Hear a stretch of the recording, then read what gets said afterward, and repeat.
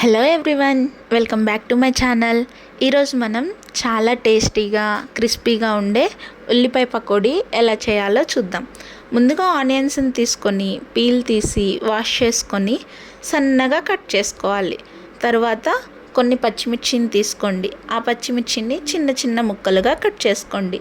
అలా కట్ చేసిన onions and పచ్చిమిర్చిని ఒక బౌల్లోకి వేసుకోండి. ఇప్పుడు అందులో శనగపిండి, అల్లం తురుము, కొద్ది రుచికి సరిపడా సాల్ట్ వేసి కలుపుకోండి. అలా కలుపుకున్న తర్వాత కొద్దిగా అందులో కరివేపాకు, సోడా ఉప్పు వేయండి. ఇవన్నీ చేత్తో బాగా కలుపుకుంటూ కొద్ది కొద్దిగా నీళ్లు వేసి పర్ఫెక్ట్ మిశ్రమం తయారు చేసుకుందాం. ఇప్పుడు స్టవ్ మీద నూనె పెట్టి వేడి చేయాలి. నూనె వేడెక్కిన తర్వాత నూనెలో చిన్న చిన్న పకోడీల్లా వేసుకోవాలి. అవి గోల్డెన్ బ్రౌన్ కలర్ వచ్చే వరకు ఫ్రై చేసుకుంటే సూపర్ క్రంచీ పకోడీలు రెడీ అవుతాయి.